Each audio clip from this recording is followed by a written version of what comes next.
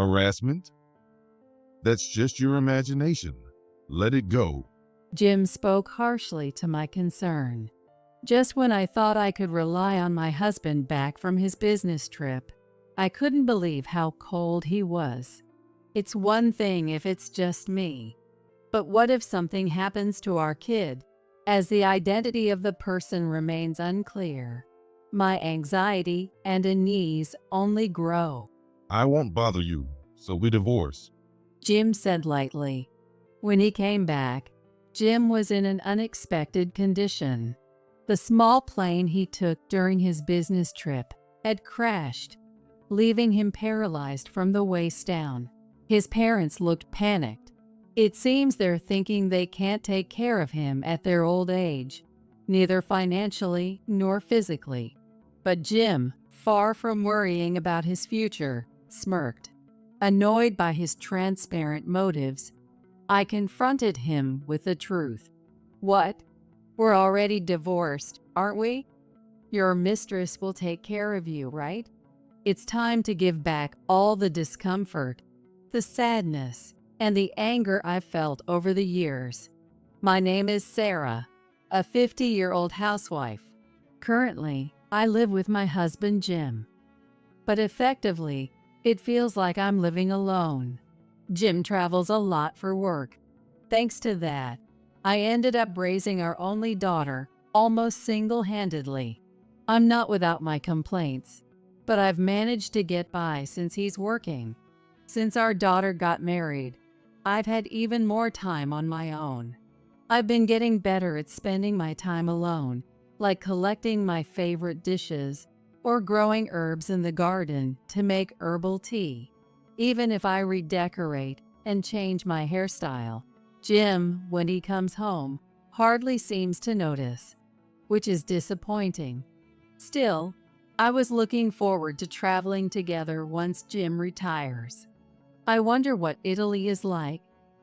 Which is more comfortable, Switzerland or Italy? I muse as I flip through a travel brochure, dreaming of a future trip with my husband. Jim, accustomed to international travel, would surely have a lot to tell. I had hoped. Little did I know that such an event, overturning the many years of our marriage, was about to occur. But first, let me take you back a bit. It all started over 15 years ago when I had just entered my 30s. Now that our kid is in daycare, it should be okay for me to travel for work again, right? Starting next season, I'll be traveling just like when I was single. Jim suddenly announced. During his single years, Jim spent about half of the year away on business trips to distant states. To continue at that pace meant he'd be absent quite a lot. Back then, our daughter was just over 3 years old, and I had just returned to a part-time job. Jim used to come home early in the evening to bathe our daughter and wash the dishes after dinner. A cooperative husband. The sudden disappearance of that support was, of course, shocking. If he's away often, not only housework, but everything else would fall on me alone. Whether our child got sick, or if I became ill myself. Wow, that's sudden. Our daughter is still so young. Hey, can't you at least cut it down to half as much as before you were single? My family lives quite far away. Not an environment where I can rely on them immediately. Jim's family is closer, but still an hour away. They are a bit far away to call in an emergency. I felt quite anxious, but Jim just frowned. Can't help it. I've been holding off because of our family. I'm working for us. Don't complain. Indeed, there was a vast difference between Jim's income and mine. When he says it's for the family, there's not much I can argue with. Ultimately, Jim quickly resumed a life filled with business trips. When he wasn't traveling, he'd come home late, and the time he spent at home decreased significantly. Sometimes he even went on international business trips. I appreciated the souvenirs, but the long periods apart were inevitably lonely. We haven't had much time together lately. I wish we could have some time just for us. But Jim just laughed it off and didn't take it seriously. Instead, he took me out to eat with our daughter. I was happy to have a break from household chores and enjoy a good meal, but still, it's frustrating not being able to be together. That kind of life continued for about 2 years. When I went to pick up our daughter from daycare, I was told something unexpected. Your daughter said she doesn't have a dad at home. Are you guys living separately or something?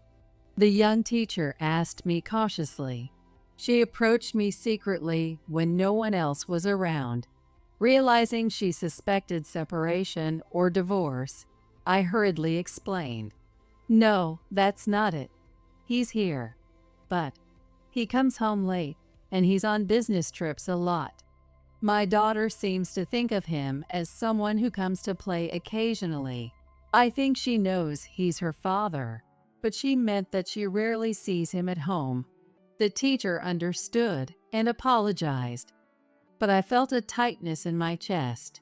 The cooperative man from when our daughter was a baby was gone, and recently Jim had become a husband who hardly participated in parenting. For our daughter, he might as well not be there. I continued to raise our daughter alone, and as she was about to graduate from high school, strange things began happening around me in my mid-40s. I started receiving persistent harassment. At first, I thought it was my imagination. The flowers at the entrance began to wilt easily, and just when I thought they had bloomed, they were torn off. I'd also find garbage thrown in our small yard. The tires of my bicycle, which I had just pumped up, were inexplicably flat. Upon closer inspection, several nails were stuck in them. The doorbell rang, so I looked through the monitor, but no one was there. I hesitantly opened the door after a while, and what met my eyes was a big drawn line. Someone had scribbled with a black marker on our white wall. When I asked the neighbors, it turned out that my house was the only one experiencing this. It finally dawned on me that someone was deliberately targeting my house to cause harm. No one had seen any suspicious figures, but it was creepy not knowing who it was. I immediately consulted Jim, scared, but his response was unbelievable. Harassment? That's just your imagination. Let it go. He said as he loosened his tie, clearly showing his annoyance. I was disappointed that he didn't offer to help. I couldn't help but grumble. You could at least listen to what I have to say. You've been so cold lately. This is your home too. And what if something happens to our child? Then Jim's face turned visibly irritated. I thought he might at least be concerned if it involved our child, but it seemed he didn't care. Jim listened to my complaints in silence and then retorted with a click of his tongue. Be quiet. I'm tired. If you're going to complain that much, deal with it yourself. With that, he left me in astonishment and disappeared into the bathroom. I didn't expect him to ignore me like this. That night, I couldn't sleep at all and ended up exhausted. The next morning, Jim overtly tried to cheer me up. He made toast and even brewed coffee, though I hadn't asked for it. Sorry about last night. I was tired and irritable. So what's up? What were you talking about? He asked me what had happened, even though I had already explained everything the night before. I was disappointed he hadn't listened, but maybe I should be grateful he was willing to hear it again. After listening to my story again, Jim hummed through his nose. Then, with a casual tone, as if it were nothing special, he said, Maybe it's just kids playing a prank? You'll lose out if you worry about it. A scribble won't bring the house down. Just leave it be. It'll probably stop soon. Well, if you catch them doing it right in front of you, Just yell, hey, at them, huh? His dismissive tone made me sad, realizing he didn't understand my worries. But perhaps there was some truth to Jim's words. I decided to pull myself together and look on the bright side. However, the subtle harassment continued for a long time. And now, I'm 50 years old. Jim is still frequently away on business trips. He mostly travels to 2 places. The short trips to a state about a 2-hour train ride from our home, and the longer trips, nearly a month long, to a state about a 2-hour flight away, which is closer to Jim's parents' home. When he is home, he mostly sleeps. He can be a bright and kind husband when we talk, but I've given up on his help with the housework. The subtle harassment continues and has already gone on for years.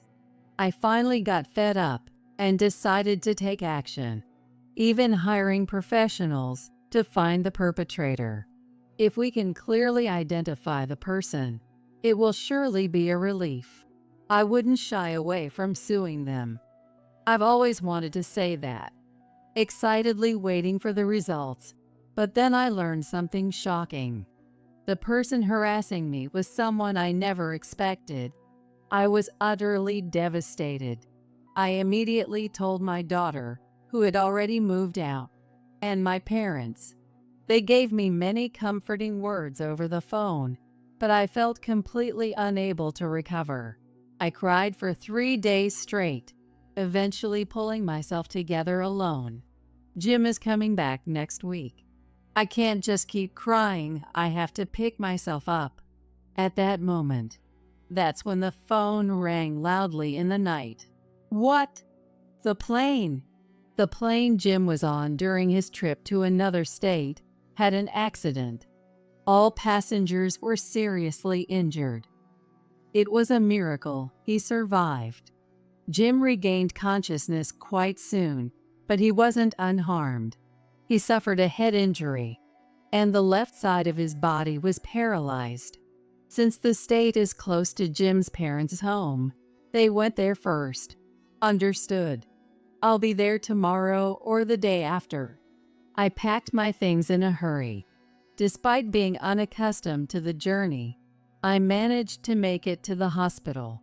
As I approached his room, an unexpectedly cheerful voice reached my ears. Lucky to be alive. My right hand's still good. I sighed and opened the door.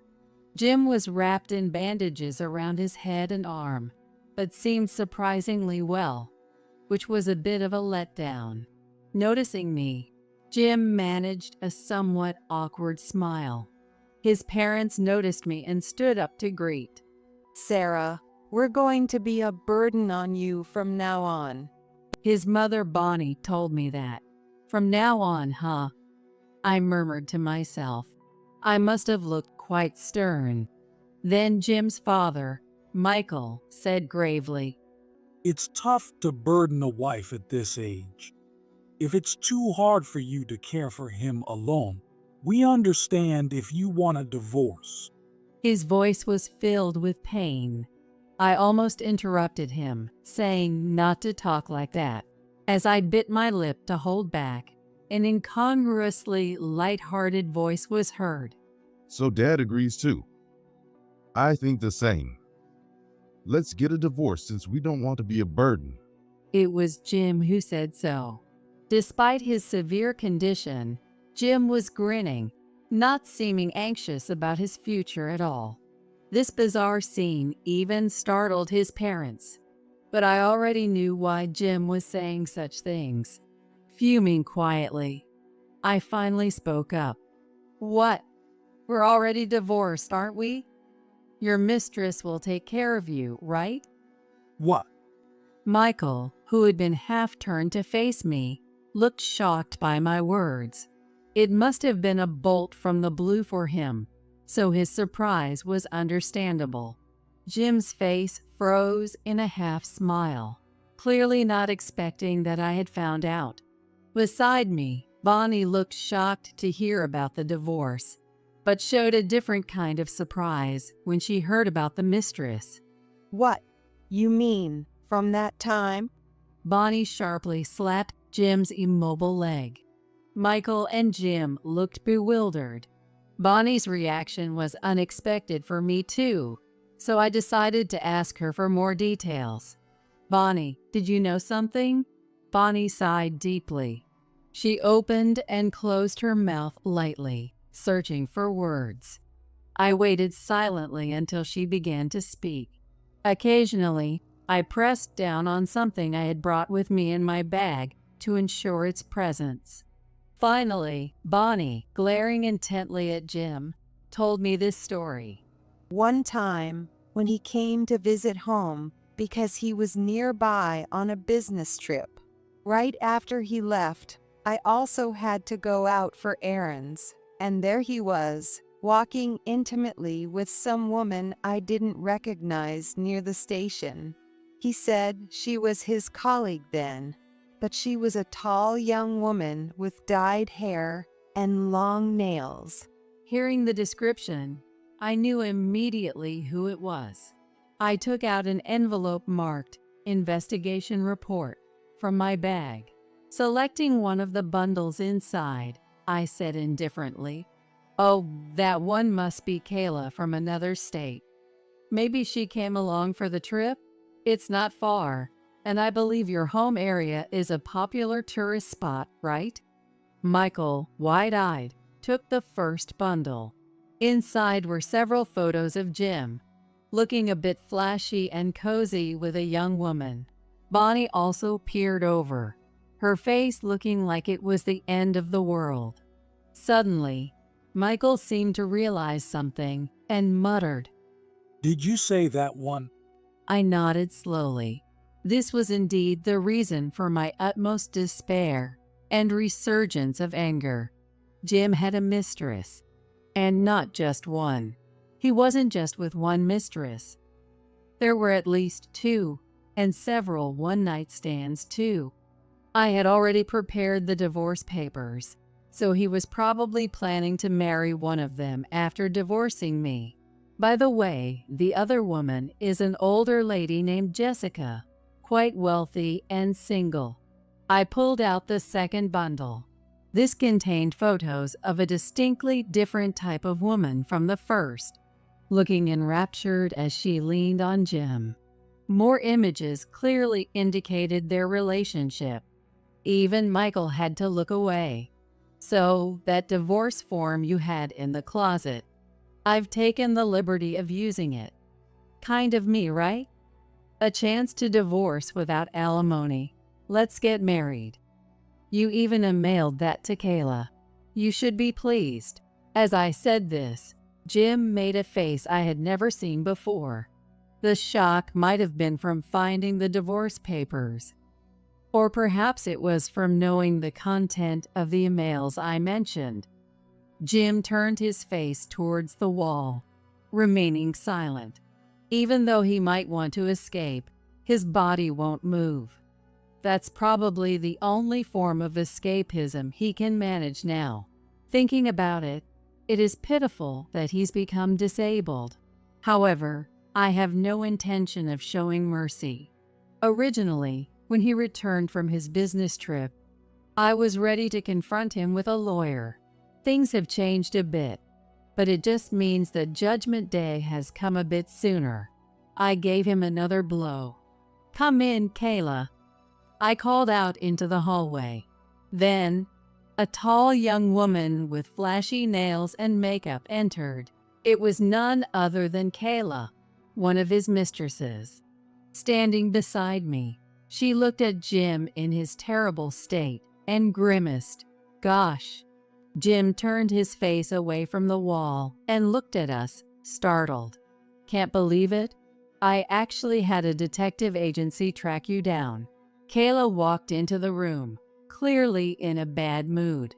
Perhaps the inappropriate scent of her perfume indicated she was due to start work soon. Kayla is a nightclub hostess, moderately popular. You said it wouldn't come out. I can't cover this month's rent because of the alimony. It's really annoying. She spat out angrily. After learning from the detective agency that he had 2 mistresses, I heard even more details. It seemed that Kayla wasn't really serious about Jim. So, through a lawyer, I settled things with Kayla first. She easily admitted to the affair, apologized, and said it was all just part of her job. When I mentioned the divorce and demanded alimony, she paid up without any fuss. It seemed all too practiced. When I promised not to tell her family or workplace if she provided evidence of the affair, she agreed with a big smile. The shocking email saying, "Let's get married," arrived just as I was reaching the hospital. As soon as Kayla received it, she reported to me immediately. Wow.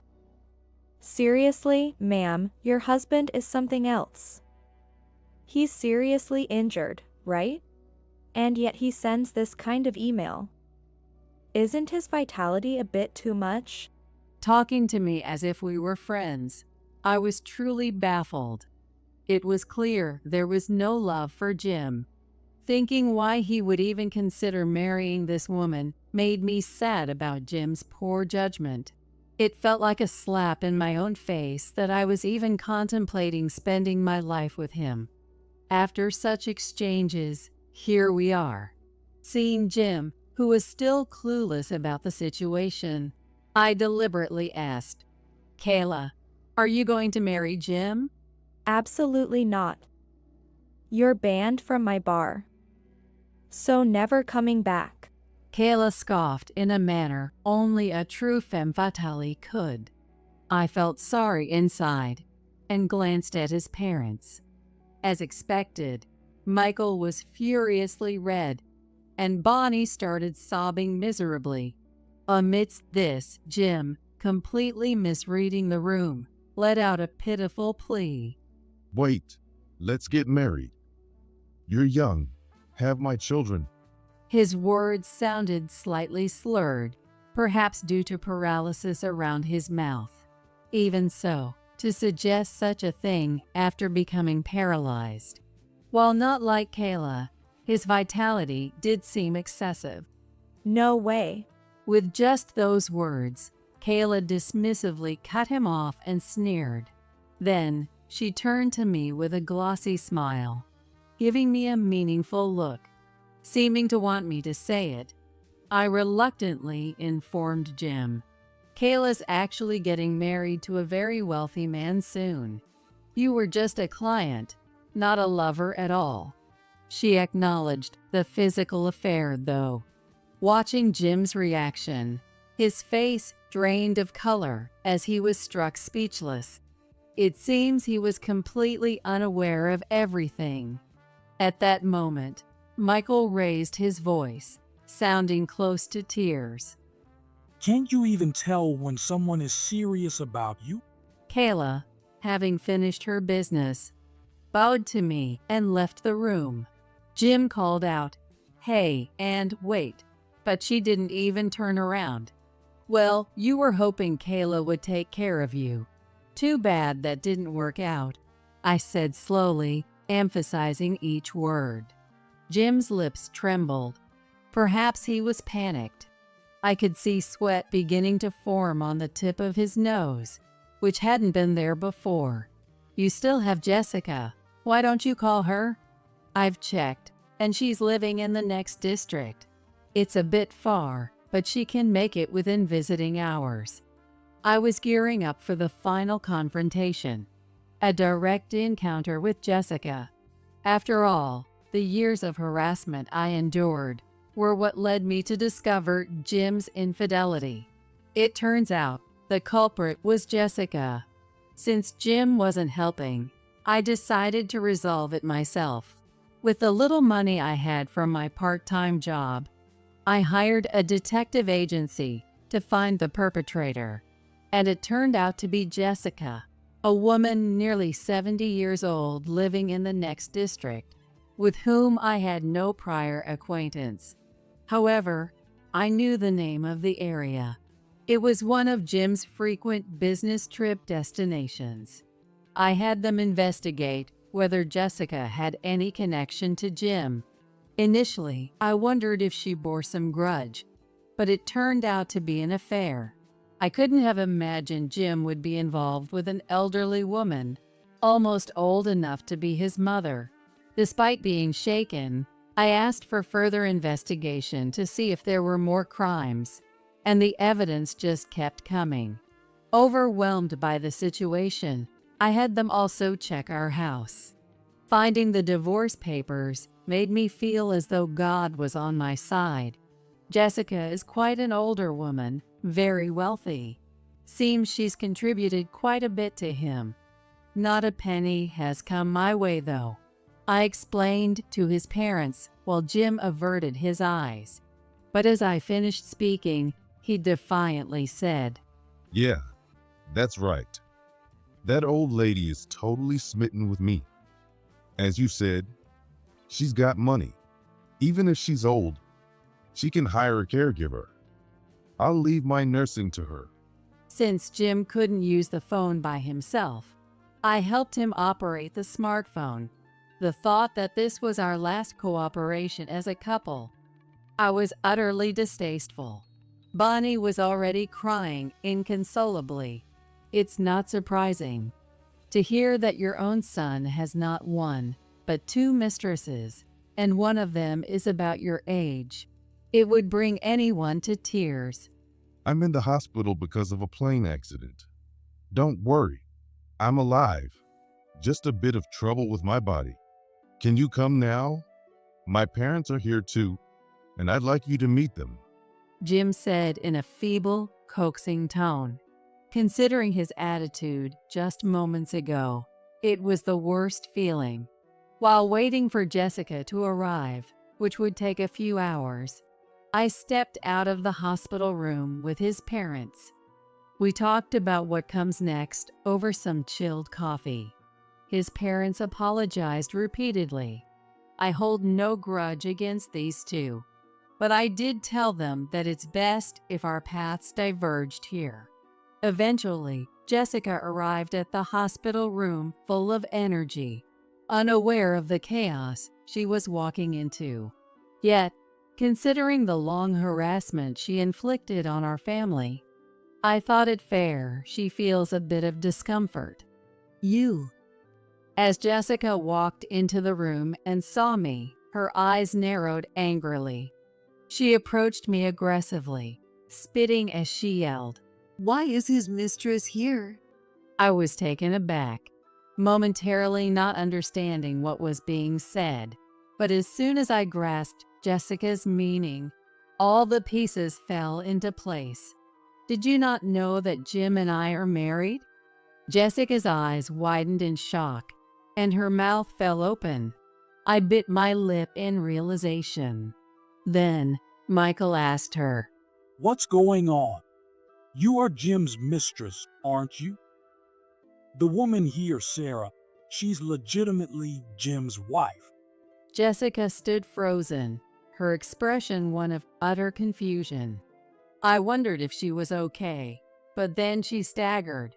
I tried to catch her, but she pushed me away. Bonnie, who had been crying, offered her a chair, and Jessica collapsed into it weakly. Jim, though looking uncomfortable, cleared his throat and addressed Jessica. Jessica, well, actually, we're already divorced, right? His question was directed at me at the end. I nodded reluctantly since the divorce papers had already been submitted. Then Jessica sharply looked up. How long ago was that? We divorced this morning, I replied without missing a beat. And at that, Jessica collapsed completely. Jim, who had summoned her, struggled to comfort her.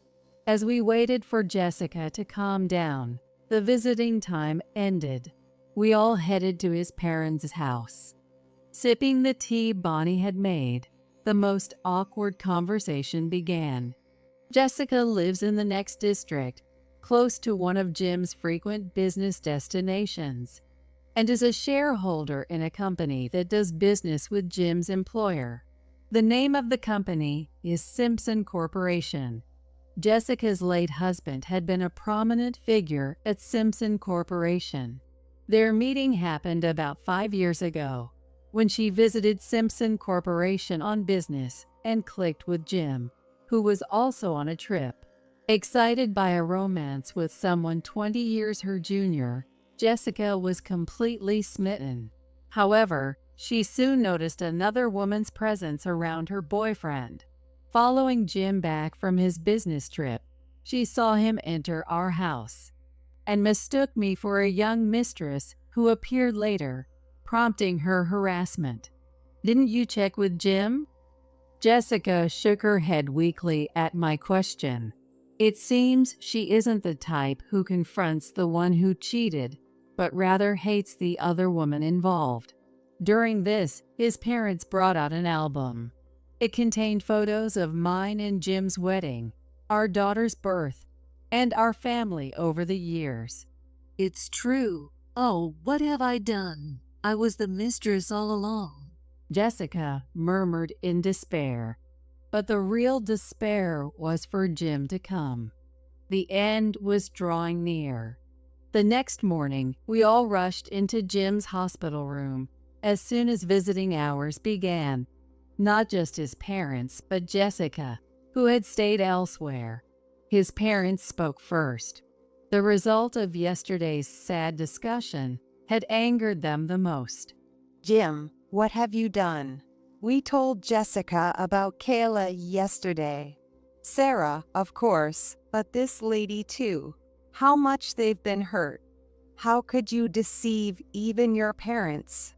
Bonnie, always serious, couldn't forgive him for having 2 mistresses, and she was furious that he lied about divorcing to avoid burdening anyone. Michael also condemned the infidelity, then added, You keep saying you have no money, and I thought it was because you were spending it on your family, but it was for your affairs. We've been struggling on a small pension. Is affair more important than your parents, you ungrateful wretch? Both of them were furious. In fact, during the investigation of the affair, I realized that the salary I received from Jim was less than what he actually earned. The account where Jim received his salary was under his control, and he siphoned off about 30% each month before transferring it to our family account. It seems the portion he took was mostly spent on Kayla. It was my fault too for not noticing for so long, but what he did was too deceitful. Additionally, I had another gift for him. In the form of a final blow, I played this recording for Jessica. I said as I played back Jim's words recorded in this hospital room yesterday. It was the exchange when I told him to call Jessica, primarily for her to hear. Yeah, that old lady is totally smitten with me. As you said, she's got money.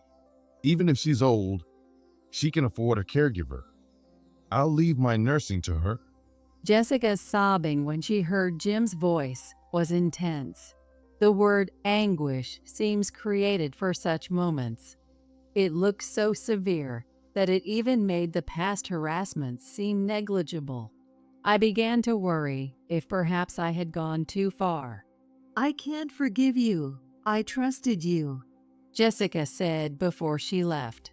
Having lost Jessica, who was supposed to take care of him, even Jim turned pale. Had he not imagined that calling her here would lead to this? It made me realize how oblivious he could be. From the next day, Jim's parents stopped visiting him. There was no communication with Kayla. Jim tried to reconcile with Jessica over the phone, but she was bedridden with despair, and instead her furious relatives confronted him harshly.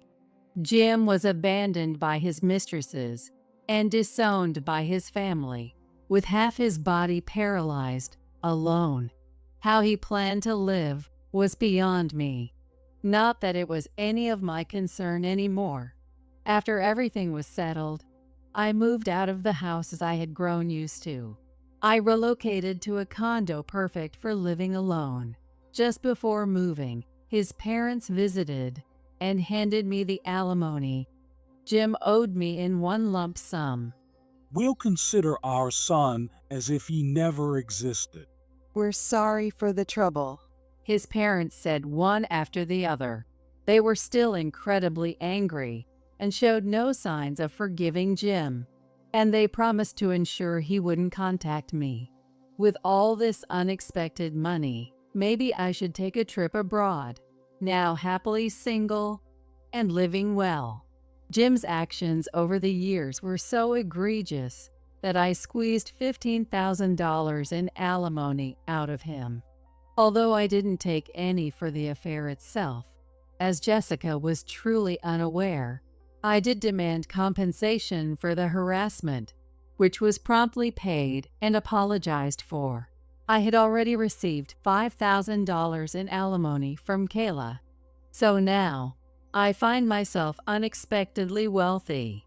A cold wind blew in my heart, but my wallet was warm. Perhaps I'll take a long overseas vacation with my daughter. I'm going to go on the path to please myself from now on.